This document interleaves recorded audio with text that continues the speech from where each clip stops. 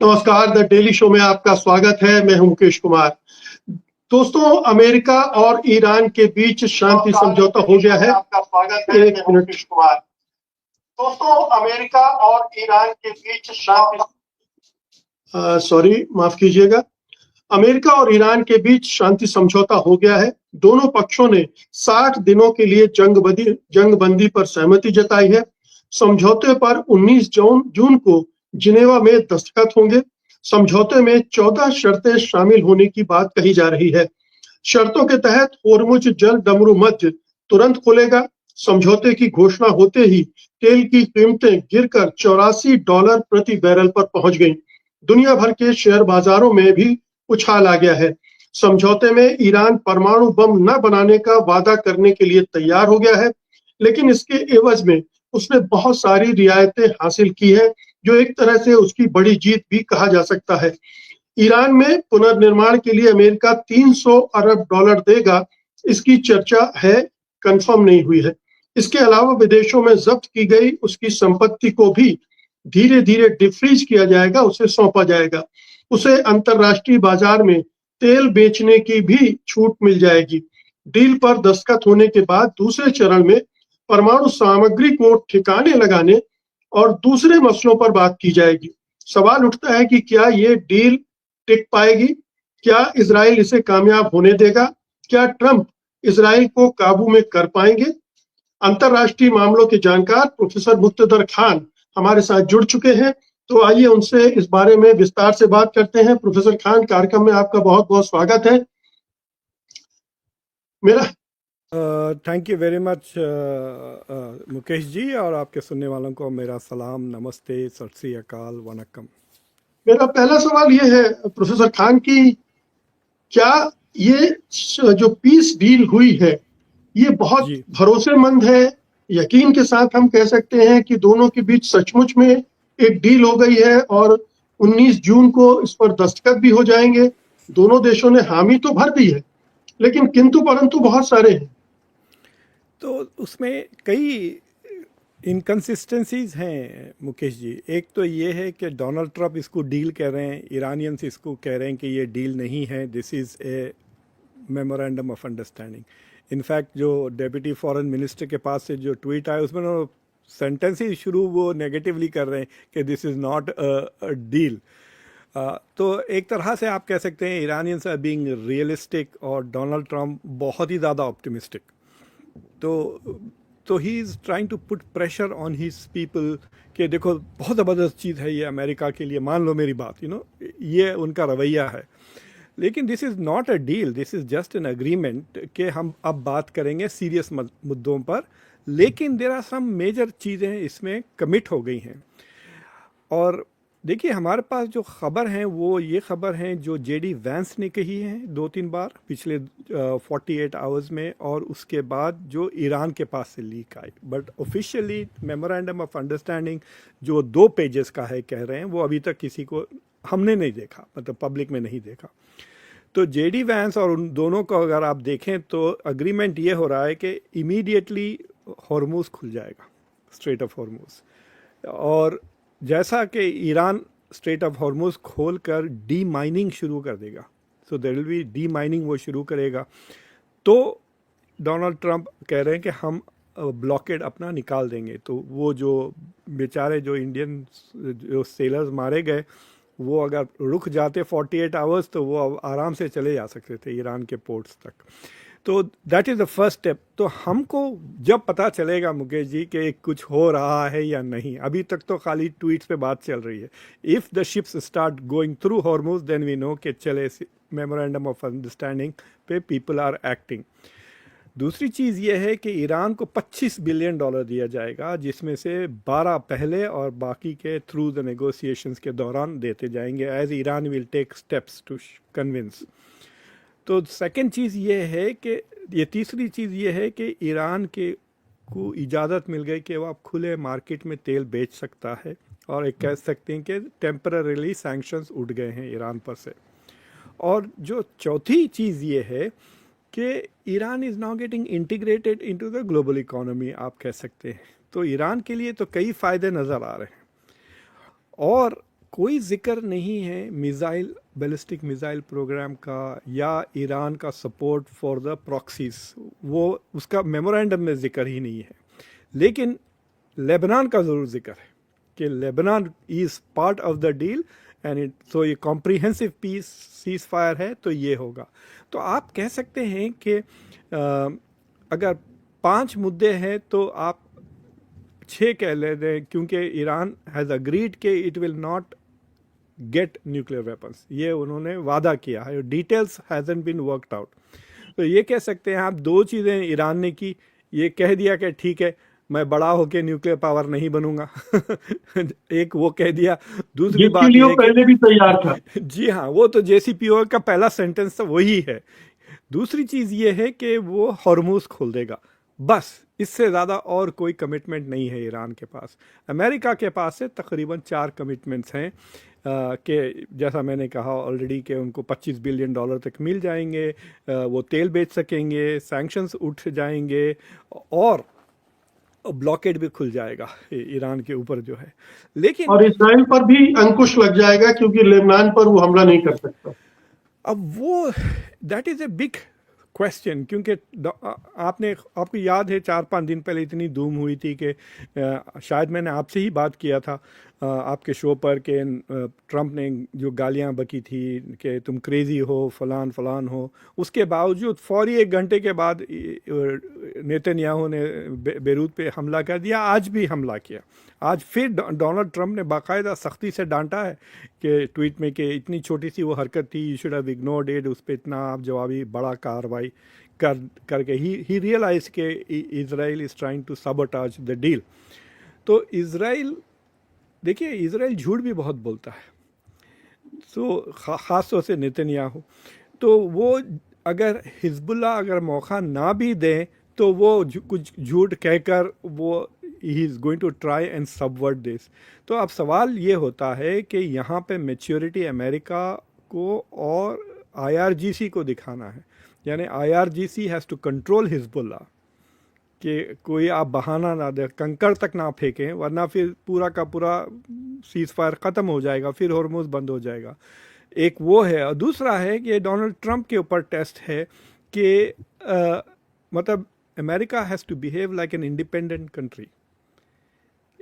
इससे मतलब मैं खुलेआम कह रहा हूँ कि अमेरिका को चाहिए कि ना सिर्फ वो कुछ प्रेशर रखे बट इसराइल पे जासूसी भी करे कि वो कुछ ना करे। आपने ख़बरें पढ़ी होगी न्यूयॉर्क टाइम्स में कि एकदम पेंटागन बहुत परेशान है कि इसराइल अमेरिका पे बहुत स्पाइंग कर रहा है, बट द रिवर्स का कभी आपने नहीं सुना। So America has to now use its intelligence कि देखें कि इसराइल क्या षड्यंत्र बना रहा है पीछे टू सबोटाज दिस डील।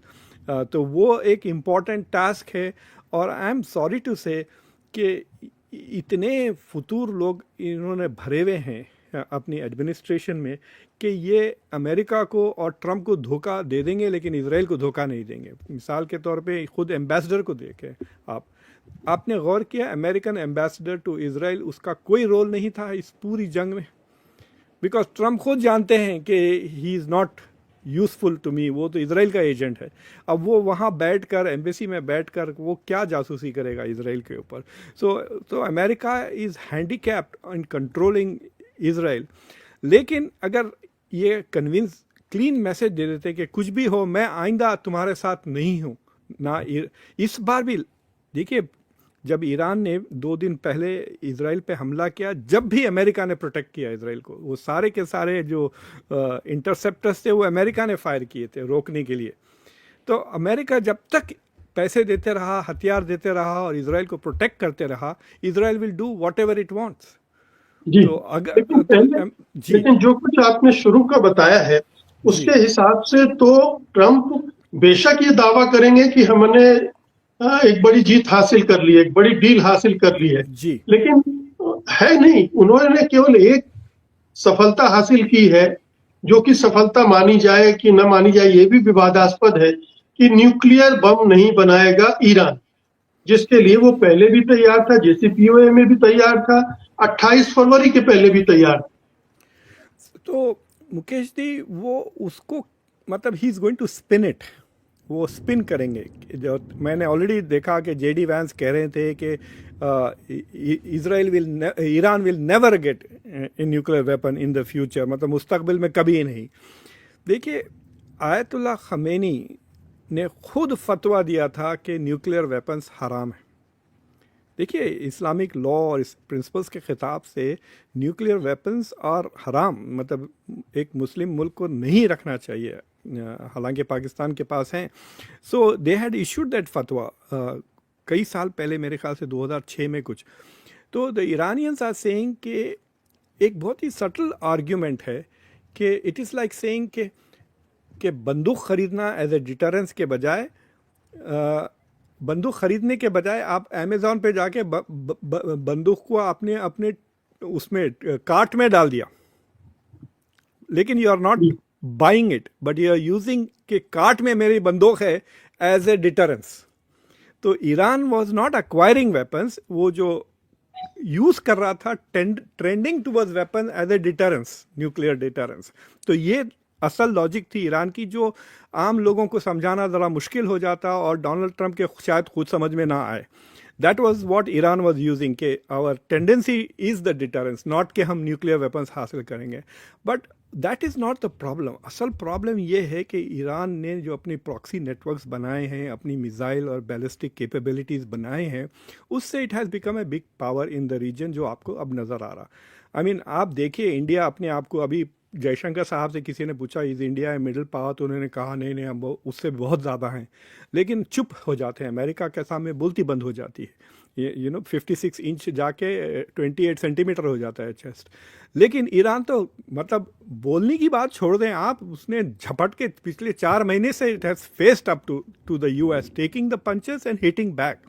तो ऐसा मुल्क बन गया ना ईरान, तो उससे डर है इजराइल को कि this is standing up to the US. कल अगर यूएस हमारे साथ नहीं है तो can we deal with Iran? This is the big question सारे मुल्कों के लिए, इजराइल के लिए भी, गल्फ के लिए भी, सारे मुल्कों के लिए ये सवाल है कि कल अगर अमेरिका पूरी तरह से विड्रॉ हो जाता है मिडल ईस्ट में, तो विल हैव टू, मतलब ईरान के सामने घुटने टेकना। तो वो जो ताकत है ईरान की, वो तोड़ना चाहता है इजराइल, और उसमें उसको अमेरिका की मदद चाहिए। और वो सोच रहा है कि भाई अगर अमेरिका पूरा काम करने के लिए तैयार है तो मैं क्यों करूं। So they want America to do the dirty work. तो वो लेकिन इस चीज, डील के बाद तो ईरान की स्टैंडिंग मिडिल ईस्ट में और बढ़ जाएगी। जी हाँ, जी हाँ। देखिए, 2-3 इंटरेस्टिंग चीज़ें हुई। एक खबर ये आई कि यूएई ने $10 बिलियन देने के लिए तैयार हो गया, और 3 बिलियन ऑलरेडी दे चुका है ईरान को। और इजरायलीज कह रहे हैं कि ये 10 बिलियन नहीं, 20 बिलियन है। तो इजरायली मीडिया इज रिपोर्टिंग कि 20 बिलियन पे बात बनी है। American media is saying 10 billion. UAE कह रही ये सब झूठ है। लेकिन एक फैक्ट तो है कि मई 4 के बाद से एक भी मिसाइल ईरान ने यूएई की तरफ नहीं मारा। हालांकि it is the easiest target and the more logical one, क्योंकि अब्राहम अकॉर्ड्स का चैंपियन वही है। So to me it makes more sense कि इन्होंने कुछ डील बनाई। दूसरी डील कतर ने जो बनाई थी, जो एक्सपोज होगी, जो शुरू में उन्होंने बनाई थी कि हम वॉलंटरीली गैस निकालना रोक देंगे, आप हमको ना अटैक करें। So what is happening is कि वहीं पर ये दो मुल्कों ने express vote of no confidence in American security guarantee, कि सिक्योरिटी गारंटी पे हमको अब भरोसा नहीं है, इजराइल पे भी भरोसा नहीं है, हम बेसिकली प्रोटेक्शन मनी दे देंगे। दिस इज, मतलब दादागिरी हो गई ना ये मोहल्ले में, भाई तू मुझे छोड़ दे, ये ले ले पैसे। वही बात हो रही है, which is what Qatar and UAE are doing. अब ईरान लेजिटिमेटली, मतलब it will come out, it's like saying उसके खिलाफ केसेस थे, अब वो केसेस ड्रॉप हो गए हैं, उसको बेल तो छोड़ा है, आप उसको रिहाई हो गई है। So it will become a major power. आज दोपहर में आई डिड ए शो मैं रिकॉर्ड कर रहा था, जिसमें एक लेबनीज़, एक इजिप्शियन और एक टर्किश स्कॉलर को मैं लेकर आया था। तो वो इजिप्शियन स्कॉलर मुझे कह रहे थे कि मुख्तदर, देयर आर 2 डील्स, एक जो हम देखेंगे और एक जो हम नहीं देखेंगे। और जो हम नहीं देखेंगे उसमें Iran will make concessions to America, और उसमें America will also make promises to Iran, वो that is the more important deal. और वो हमको समझने में 1-2 साल लग जाएंगे, because we will have to monitor कि क्या हूतीस को मिसाइल्स दे रहा है ईरान, क्या हिजबुल्ला को जो $1 बिलियन था बजट हिजबुल्ला का, क्या उसको पैसे आ रहे हैं या नहीं आ रहे हैं। So you can't figure out, क्योंकि या तो बहुत कम लोगों को पता रहेगा ये डील का। इनफैक्ट इन सारे मामला में I found something very interesting कि पाकिस्तान की तरफ से मुकेश जी कोई लीक नहीं हुआ, विच इज़ वेरी सरप्राइजिंग कि उन्होंने, हालांकि देर आर लाइक 3-4 लोग इन्वॉल्व है, आसिम मुनीर भी, नकवी भी, शहबाज शरीफ भी, एंड वहाँ से कोई लीक नहीं हुआ पिछले 2-3 महीने। लीक सारे अमेरिका से हो रहे हैं और ईरान के लीक्स आर स्ट्रेटेजिक लीक्स, वो खुद कर रहे हैं। तो आई थिंक कि वो सीक्रेट जो अग्रीमेंट्स हो रहे हैं, and they will be secret agreement, specially Hezbollah को लेकर, कि ईरान पब्लिकली एक्नॉलेज नहीं करेगा कि हम डाउनग्रेड कर देंगे सपोर्ट, तो वो चीज़ें मुझे लगता है कि they are going to be behind the scenes, और एट सम पॉइंट वो पाकिस्तान के भी बाहर हो जाएगा। It will be only with the Qataris and American जो उनसे नेगोशिएट करेंगे द हिडन पार्ट। बट इसमें कोई शक की बात नहीं है कि Iran has become very powerful and very legitimate, कह सकते हैं आप, इस जंग के बाद। ये कहा जा रहा था कि ये साइनिंग सेरेमनी तो जिनेवा में हुई, लेकिन कहलाएगा ये इस्लामाबाद अकॉर्ड, इसमें कुछ सच्चाई? अब इस्लामाबाद अकॉर्ड, देखिए पहले तो ये कि it is I think a big mistake के 5 दिन का गैप इन्होंने इजराइल को दे दिया है कि गड़बड़ करो तुम, यू हैव टिल फ्राइडे, क्योंकि जब तक साइन नहीं, क्योंकि सिग्नेचर के बाद अगर इजराइल गड़बड़ करा तो दैट विल बी ए थप्पड़ मारे जैसा हो जाएगा ट्रंप के मुंह पर। अभी उससे पहले there is still something for Israel to say कि भाई ईरान ने ये किया, ईरान वगैरह हिजबुल्ला ने वो किया। सो आई एम वेरी सरप्राइज कि इन्होंने 5 दिन क्यों, तो क्या ट्रंप खुद जाना चाह रहे हैं यूरोप से, बिकॉज G7 की समिट के बाद, और आप गौर करें वो जो स्विट्ज़रलैंड का जिक्र आया वो शहबाज शरीफ ने किया, मतलब अभी अमेरिका की तरफ से किसी ने नहीं कहा कि वो स्विट्ज़रलैंड में होने वाला है।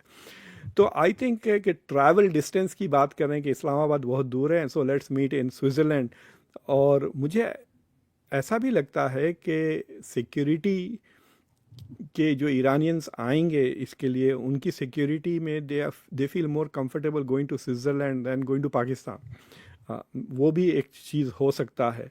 मुझे ख़बर नहीं है कन्फर्मेशन के ये इस्लामाबाद अकॉर्ड्स होंगे या नहीं, लेकिन जो ट्वीट्स आ रहे हैं उससे साफ नज़र आ रहा है कि बोथ कतर एंड पाकिस्तान बहुत इन्वॉल्व थे। पिछले 24 घंटे में ख़तर वेंट देयर, लेकिन Qatar is handling the finance side, जो नेगोशिएशंस है वो पाकिस्तानीज कर रहे हैं। तो पिछले 48 आवर्स साइकिल में Pakistan was in the lead, अब फिर क़तर। और अगर आप शहबाज शरीफ की ट्वीट वो जो लंबी वाली पढ़ें तो उसमें उन्होंने पहले क़तर को थैंक किया, फिर उसके बाद टर्की को और सऊदी अरेबिया को, और गौर करें इजिप्ट का नाम नहीं है उसमें, which is also quite interesting कि इजिप्ट का नाम क्यों नहीं है तो ओरिजिनल नेगोशिएटर्स में। तो मुझे लगता है कि ये शेयर्ड क्रेडिट ले रहे हैं क़तर और ये, बट अगर Trump allows this to be called Islamabad accord तो कुछ ना कुछ महंगा पड़ने वाला है पाकिस्तान के लिए, वो इतना फुकट में नहीं मिलेगा वो। जी जी, लेकिन मुर्तजा साहब ये बताइए कि क्या ईरान में कंसेंसस है, सारे फैक्शन इससे एग्री करेंगे?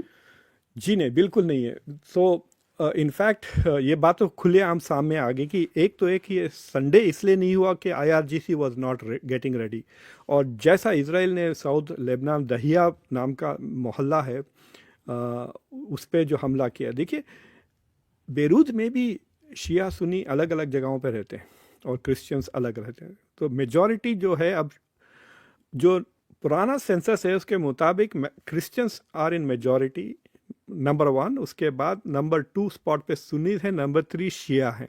इसलिए प्रेसिडेंट हमेशा क्रिश्चियन, प्राइम मिनिस्टर सुन्नी और स्पीकर शिया होता है। लेकिन अगर वह नया सेंसस करेंगे तो शिया आर नंबर 1 एक्चुअली, तो इन पॉपुलेशन। तो सेंसस इसलिए नहीं कर रहे क्योंकि फिर शिया को प्रेसिडेंट बनना पड़ेगा and they don't want that. तो शिया के महलों पे ही अटैक हो रहे हैं, ये जो बेरूत में अटैक्स हो रहे हैं। तो मैं जिस स्कॉलर से बात कर रहा था वो बेरूत में ही बैठा था, तो मैं बोला तुम सेफ हो? ही सेड हाँ, और फिर वो मुझे इशारतन कह दिया कि मतलब वो सुनी है, मुझे पता है कि उसके महल पे अटैक नहीं होगा। बट आई थिंक कि जो अटैक किया वो आईआरजी के लिए फेवरेबल था। सो आईआरजी खुलेआम कह रहा है कि the initial benefits are useful for Iran, इसलिए हम सीज फायर कर लें, लेकिन वो टांग अटकाएंगे ऑन न्यूक्लियर इश्यू पर। तो अमेरिका कह रहा है कि वो न्यूक्लियर जो एनरिच्ड है वो अमेरिका के हवाले कर दे और जो इंफ्रास्ट्रक्चर है उसको ख़त्म कर दे। मुझे लगता है आईआरजीसी वहाँ पर इंटरवीन करेगी, कहेगी कि ये हमारी सॉवरन राइट है, हमने एनपीटी में मेंबर बने तो ये हमारा हक है, आप ये छीन नहीं सकते। We will continue to enrich, but हम एनरिच आप मॉनिटर कर लें, we will not cross 4-5% of enrichment, but वो टेक्नोलॉजी लूज़ करना नहीं चाहते। और वो भी कह रहे हैं कि जो प्यूरिफाइड एनरिच यूरेनियम है जो 450 किलो, किलोग्राम। हाँ किलो, जी। तो उसको वो डाइल्यूट कर देंगे, ना कि किसी को देंगे, वो खुद वहाँ रखेंगे और उसको डाइल्यूट कर देंगे। तो वहाँ पे मुझे लगता है they are going to have a say. But I think IRGC भड़केगा अगर ओपनली अगर टेक्स्ट में drop support for Hezbollah, Houthis वगैरह अगर आ गया टेक्स्ट में।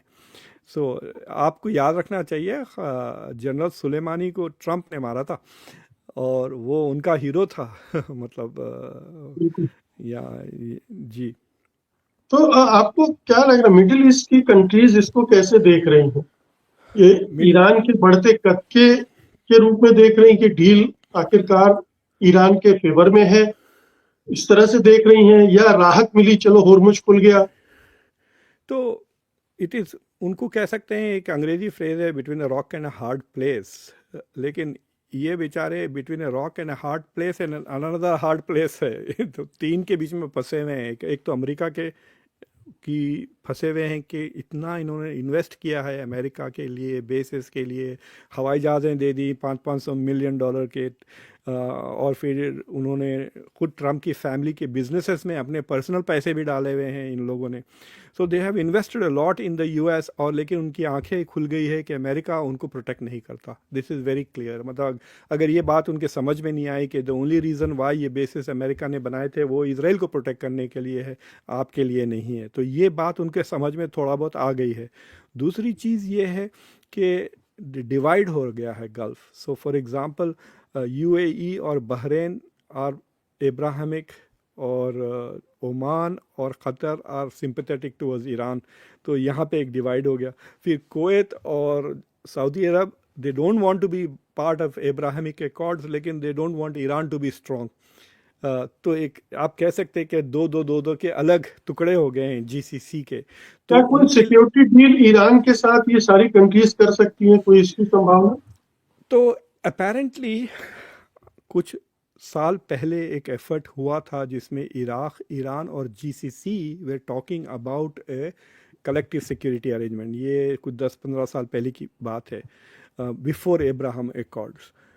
देखिए एब्राहम एकॉर्ड्स का जो कमाल है वो ये था कि पहले Middle East conflict was Arab versus Israel, लेकिन Abrahamic Accord made it Arab versus Iran ये तो कमाल था ना उसका।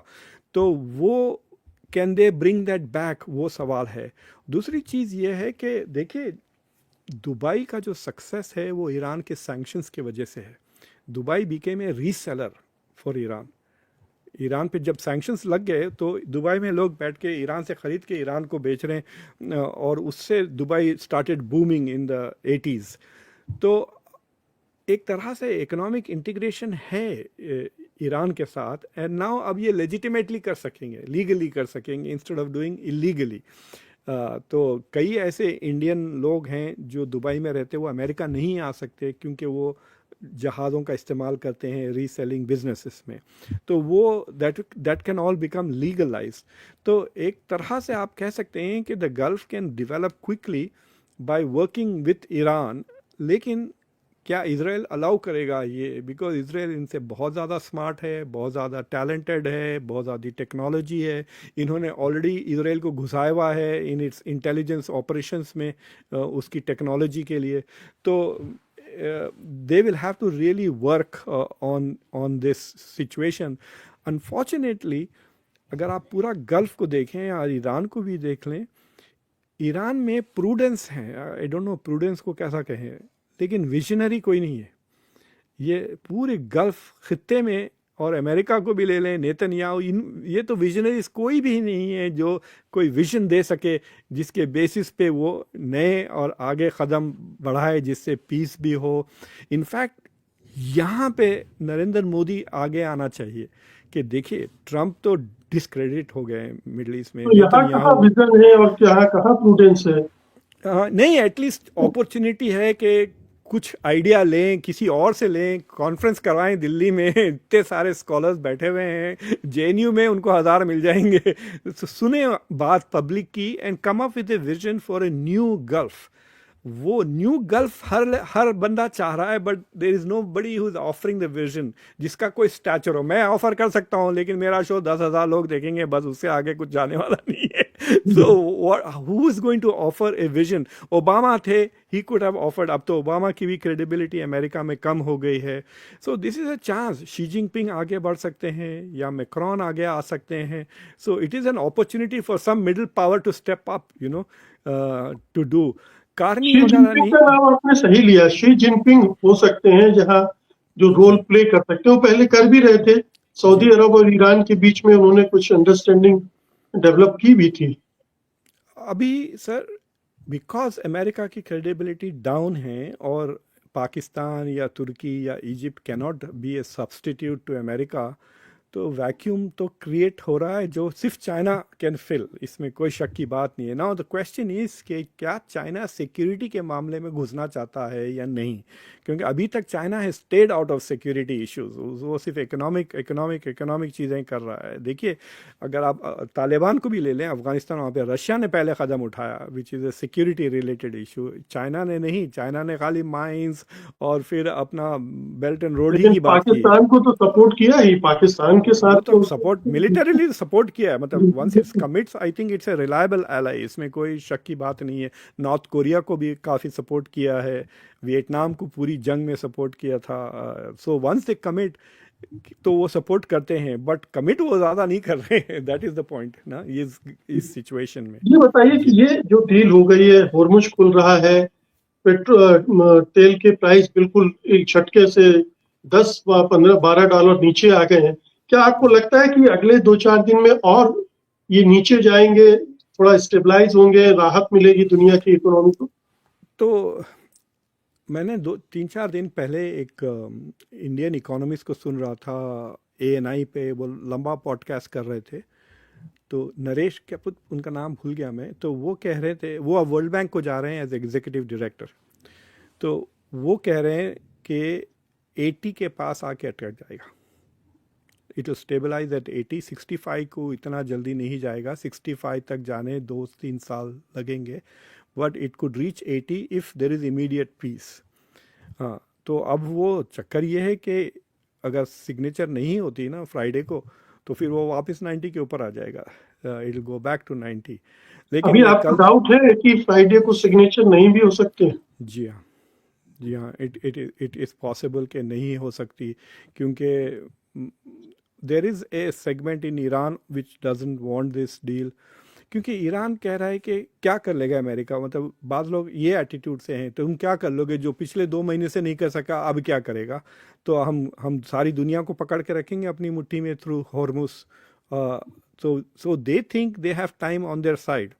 और डोनाल्ड ट्रम्प लेकिन देखिए फिर आप पूरी कितने दुनिया उनके उतावले। खिलाफ होने लगेगी।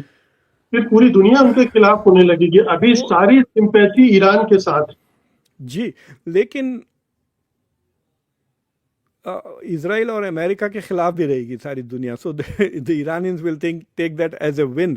और अगर आप देखें जिस उतावलापन जो डोनाल्ड ट्रम्प दिखा रहे हैं पीस के लिए, तो उससे उनको ईरानियंस को ऐसा ना लगे कि क्या हमने जल्दी कर दिए, थोड़ा और खींचते इस बात को, थोड़ा और डोनाल्ड ट्रंप को, बिकॉज एक बात यहाँ पे चर्चा चल रही थी कि क्या ईरान डोनाल्ड ट्रंप की बर्थडे सड़ाने के मूड में है, बिकॉज ये अनाउंसमेंट उनके बर्थडे के दिन हुआ ना, अभी भी बर्थडे ही चल रही डोनाल्ड ट्रंप की, 1 घंटा और है यहाँ पर। तो मुझे लगता है कि there is A segment in Iran, अगर कुछ इजराइल करता है, सोचिए आपके इजराइल किसी बहाने से एक 25-30 लोगों को मार देता, not just in Beirut, West Bank में या गाज़ा में, तो देन वो IRGC फिर पलट जाएगी।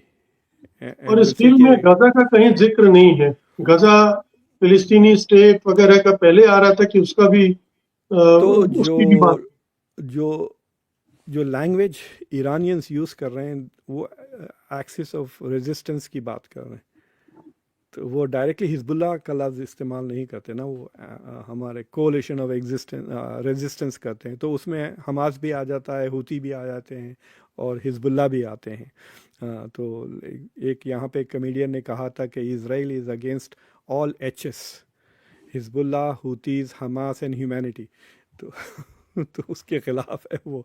तो मुझे लगता है कि कुछ हद तक जुल्म वो गाज़ा में बर्दाश्त कर लेंगे, लेकिन जिस तरह से अगर पब्लिक को पुश करना शुरू कर दिए या तादाद 25, 30, 40 ऐसा हो गई, then Iran will again raise that issue, because वो जेन्युइन है इस मामले में, इसमें it's not a fake thing, Turkey की तरह नहीं है, टर्की बातें बहुत करता है, करता बहुत कम है इस इशू पर।